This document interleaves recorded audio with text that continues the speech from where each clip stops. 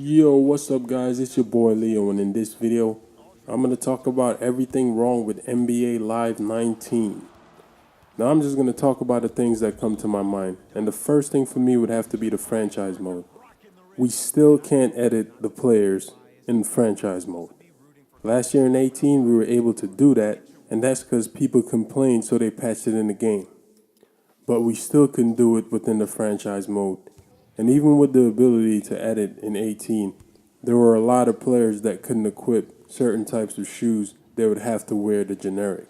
And even in this year, it's the same thing. Certain players that you wouldn't expect to be wearing generic shoes, they're wearing generic shoes. The game sliders themselves are very limited, and also we don't have tendency sliders. Now, when it comes to the gameplay, too often it seemed very scripted.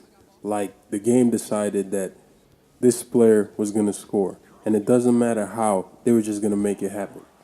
Even in last year's game, I didn't feel this penalized for playing good defense. Bump animations happen way too often. I even tested out turning the defensive on-ground collision and offensive on-ground collision, and it was the same thing. I also tried turning down the dunk frequency. I ended up having to put it all the way to 0 because there was way too many dunks throughout the games. And that didn't matter. It was exactly the same, except for maybe a few extra layups. It seems as though the level of difficulty is the main factor as to how the game plays. The sliders don't matter.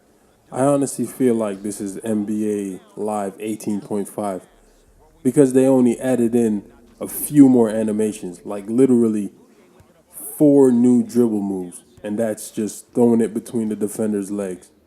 Every other move is exactly the same as last year.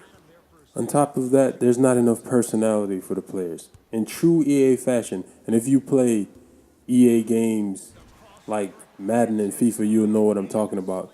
They only care about certain star players. Every other player, they either have a bad face scan or very basic animation. Only a handful of star players will have a few different moves and celebrations that set them apart.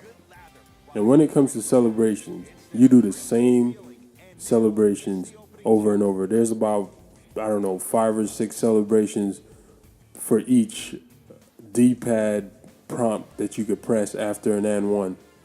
This is what 18 should have been. There's only a few more dunks and layup animations, and those repeat all the time. There's barely any foul calls unless you turn up the sliders. And the ball is still way too floaty. Not as bad as last year, but you can have a guy do a super hard block and the ball will barely go anywhere and somehow stay in bounds. If you bump the computer in the backcourt and their foot goes over the line, and I tested this on replays, they don't call the backcourt. And if they're 3 seconds in the key, they don't call that either. There are no flagrant fouls or clear path fouls. And they also lied about the ankle breakers happening in real time or by player motions. Nah, they happen way too often. Especially that animation that they took from Steph Curry breaking Chris Paul's ankle. You know the one. Prepare to see it very often. I mean, who in their right mind could make a basketball game with the same animations just repeated over and over? I feel as though NBA Live 19 is just one big beta, and EA is just building up to what might be a great game in about 4 or 5 years. And I really wanted to like this game. I really did. When I saw the gameplay from E3, I was so excited because it looked different, but it's just the same thing. I mean, why do you think they sell it for a discounted price initially? Last year, the game was $29.99 at launch. This year, it was $40 for the pre-order. But they're not confident enough in their product to sell it for $59.99 at launch. When they do, that's when I'll expect the game to be a lot better. I mean, even the face scan got worse from last year. Last year's face scan was so good, it made 2K look like straight trash in that department. But this year, man, my face scan looks so bad I can't even show it to you. Now the commentary in this game is horrible. It's one big repeated loop over and over. And half of the time it's not even accurate. I mean, I would take a fadeaway shot, and the commentator, Jason Williams, would say, that was just pulling straight up, no fade. But I did take a fadeaway shot. And stuff like this happened very often. I mean, they would repeat lines like, now I spoke to this player during draft night twice in a game, the same exact script. Now, the one mode is just the one mode. Same thing as last year with just a different story. I mean, if the gameplay isn't better, how could the mode be, how could it be much more fun, even if it has a better story? And it's not like they added in a story mode with cutscenes and voice acting and all that kind of stuff.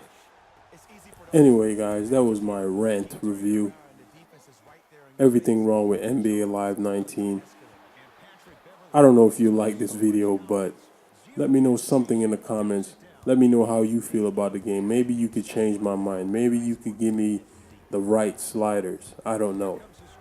This is your boy Leo, and I'm out. Peace.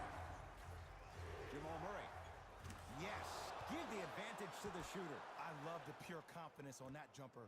He takes that three despite the defender being right in front of his face. That's borderline disrespectful.